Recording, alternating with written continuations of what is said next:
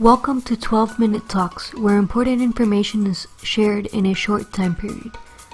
Learn from other business owners, entrepreneurs, and experts about what they do to help you find solutions to everyday topics in 12 minutes or less. Hello, everyone. Thank you so much for tuning in to another episode of the 12-Minute Talks podcast. I'm excited to have with us today Carlos Alvarez from Bluebird Marketing. He helps other businesses and people in general, helping them sell on Amazon.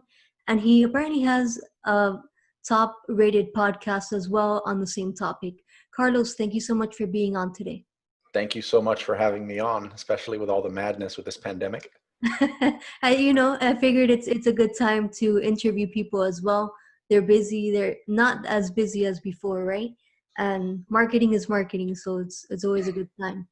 Absolutely. So Carlos, before we get into all the details about what you do, why don't you tell our listeners a little bit more about how you got into this industry? Okay. In under 12 minutes, right? Well, there's more questions than this. Yeah. Okay. I'll try to do the short version. Okay. I was holding down a bunch of jobs 16 years ago.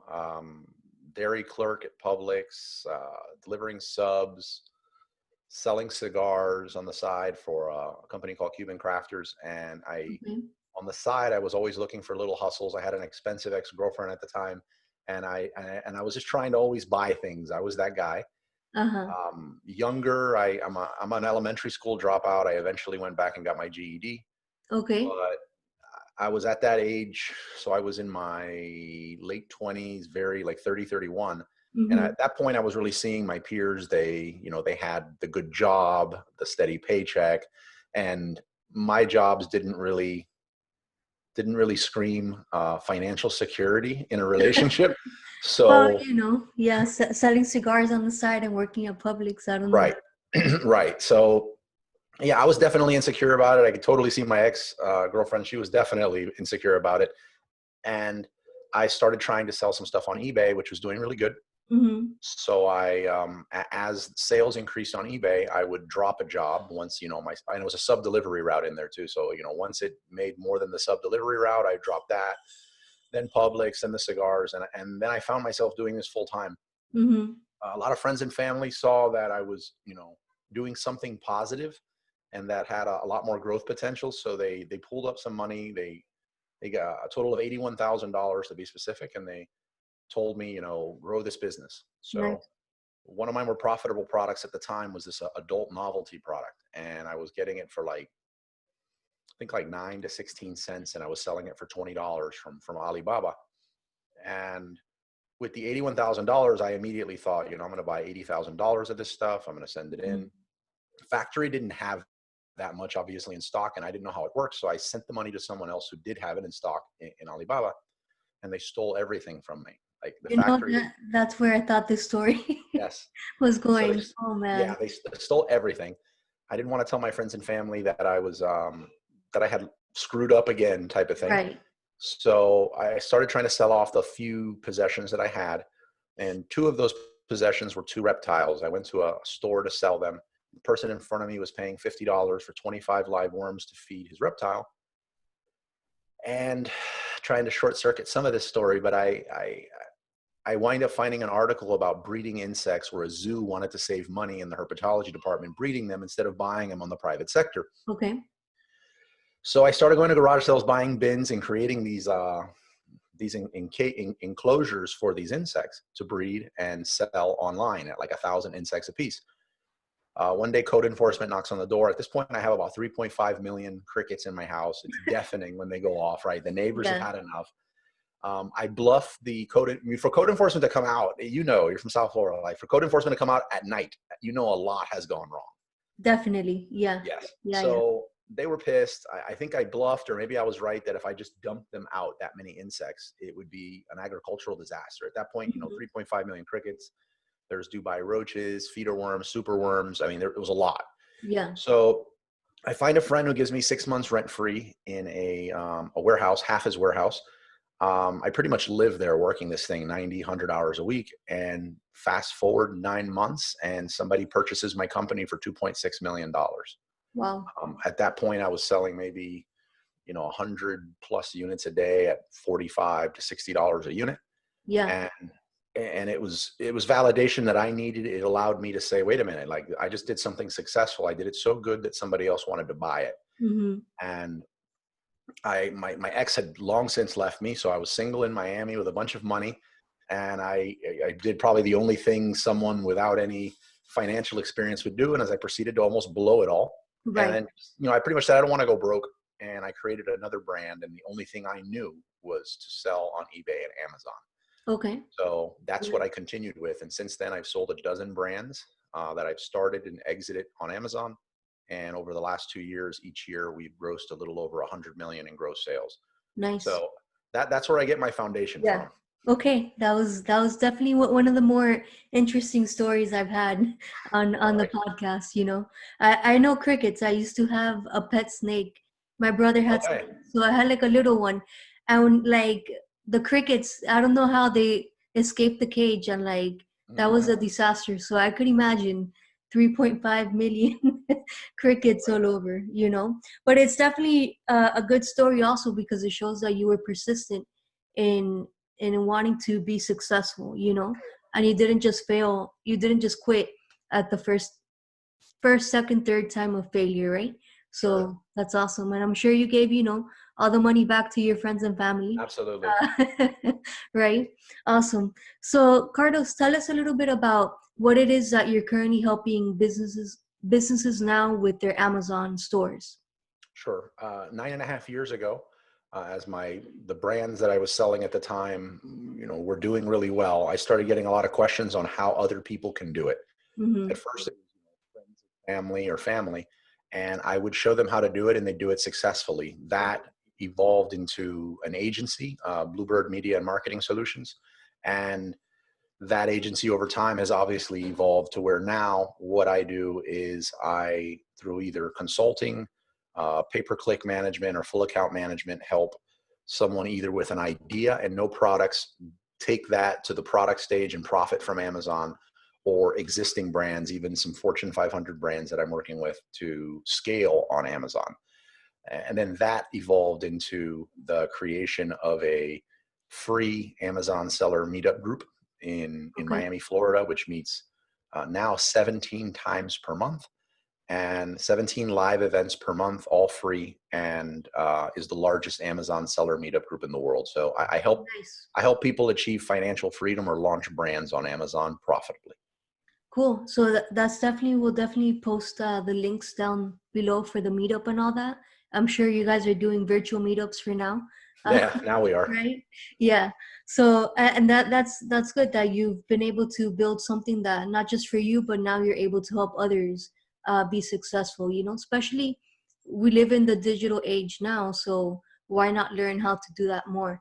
Um, and so how hard is it, like the barrier to entry into Amazon? I hear stories, right, that it's too complicated. There's a million stores. What's your opinion on that? It's definitely not a get rich quick scheme. It's not that. It is a job. There's a lot of, I don't want to call them hacks. There's a lot of just good business practices that you can Hmm. deploy to make it a lot more manageable and a lot more hands off, depending on the model you pick to sell. But yes, if you approach it like a hobby, Hmm. you're going to lose money. If you Right. approach it like a business, you'll be fine. There's a lot of information, a lot of resources, whether it's in my meetup group or Bluebird or just around the web, on how to do it successfully. So for the most part, if you wanted to just start testing the system and seeing if you even like Amazon, you're probably looking at like a $500 in, creating an LLC or a Hmm. corporation, whatever your accountant or tax person says, and then just opening up a pro business Amazon seller account. Right. So that's very straightforward. Now, if you want to create your own brand and you want to import products from another country, you don't need to know how to import. You hire somebody for that, Hmm. but you're talking about your the dollar amount needed to begin is going to be higher. So you're probably looking at somewhere around $12,000 to $20,000 if you're doing that way. Okay. Awesome. Thanks for that information. And so, Carlos, what's something that sets you apart from others that maybe are offering free courses on creating their own Amazon or eBay stores? What's something that makes you different? Something that makes me different is the majority of people that are selling these courses or giving this information on the web as an agency, they're not an actual seller. Mm-hmm. I've been a full-time successful seller. In the top 1% of highest grossing Amazon sellers in the world. I still maintain 5 brands that I actively sell, which allows me to really understand what's going on. Mm-hmm. Not in theory. I'm very hands-on. And I also have a passion for digital marketing. So I don't just, approach Amazon as the end all be all. I think off of Amazon. So I'd say that's some very unique qualities that set me apart. Definitely. Yeah. You're not just teaching, you're actually living it still day to day. So, Sure. yeah, you're definitely on top of whatever changes are going on, which is important, right? Um, and so, Carlos, let's switch gears a little bit. You mentioned earlier that you also have a podcast, Yes. right? What's the name of your podcast, and what will people listening to that learn more about? The podcast is called the Wizards of Amazon podcast, and it's a weekly show. Episodes are about 20 to 30 minutes each, and it talks about creating a brand to sell on Amazon and profitably selling it and scaling it on Amazon. So all of the things that are directly related to that and indirectly related to that, we go over in the podcast. Every other week we have a guest interview, and the alternating weeks I'm solo hosting the event, sharing things that are working for me or not working for me right now, and best practices that I've discovered in the past. Yeah, fantastic. So I'll definitely put the links down there for the podcast as well as the meetup group. And where else can people find you if they have questions for you? Easiest way is on social media. It's at Wizards of Amazon. So Instagram at Wizards of Amazon. Facebook group is Wizards of Amazon. I also, in every podcast that I'm on as a guest, you can just text or call me 305-902-1283. So try it. It's a real number and you can reach me. Okay, awesome. Yeah, it sounds like a real number. It's a Miami's area code there. Yeah. So that's good.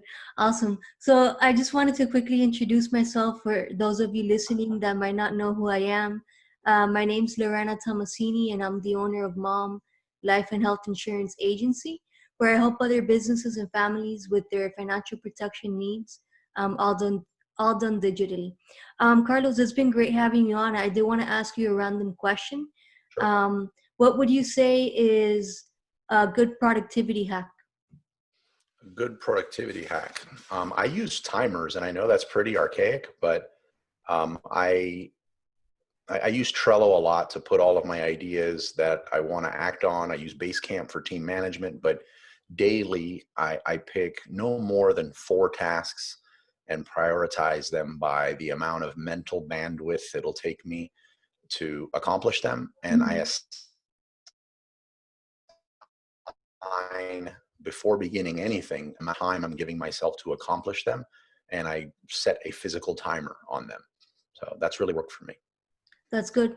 That's a great tip for people to use. Awesome. Carlos, is there anything else you would like to add? It's been great having you on today. No. Again, I'm honored that you had me on your podcast with everything going on in Miami with the pandemic. I hope you and all your listeners stay safe. And if anyone wants to reach out to me for anything Amazon related or e-com digital marketing, don't hesitate to reach out. Thank you.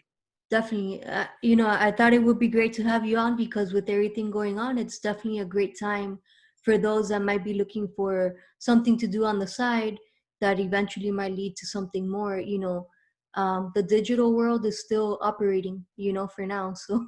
So it's definitely a good time to learn about all of that. Carlos, thank you so much. And I hope this has been valuable information. Thank you for listening to this podcast and hope you will listen to the next one. I'm Lorena Tomasini, and you can contact me via email life@malmins.com. Make it a great day.